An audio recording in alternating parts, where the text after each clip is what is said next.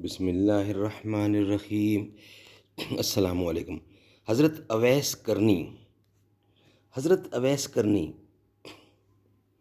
ایک بزرگ، اویس کرنی جسے UWAYS یا OWAIS بھی کہا جاتا ہے، جنوبی عرب سے تعلق رکھنے والا ایک مسلمان تھا جو اسلامی پیغمبر محمد مصطفیٰ صلی اللہ علیہ وسلم کی زندگی میں رہتا تھا۔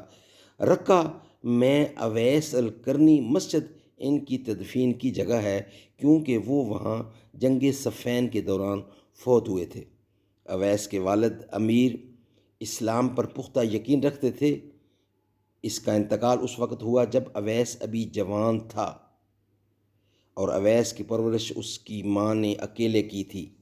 وہ جسمانی طور پر محمد مصطفیٰ سے کبھی نہیں ملا، حالانکہ وہ اسی دور میں رہتے تھے، تاہم اس کی ملاقات محمد صلی اللہ علیہ وسلم کے ساتھی سیدنا فاروق اعظم یعنی عمر فاروق سے ہوئی، اور اس لیے اسے تبعون میں سے سمجھا جاتا ہے۔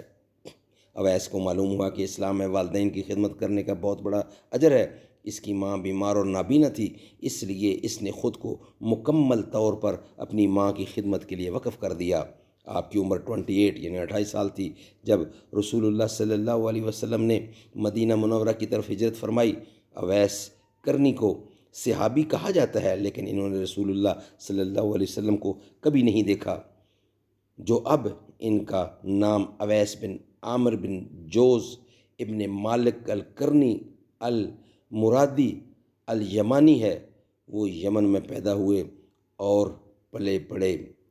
حضرت اویس کرنی بہت معروف و مشہور شخصیت ہیں، جو کہ حضور اکرم صلی اللہ علیہ وسلم کو ملنے کا بڑا چاہ رکھتی تھیں، لیکن ماں کی خدمت کے لیے نہ جا سکیں۔ یہ بات اللہ کو پسند آئی، اللہ کے نبی کو پسند آئی، اللہ بھی ان پہ خوش ہوا، نبی بھی خوش ہوئے۔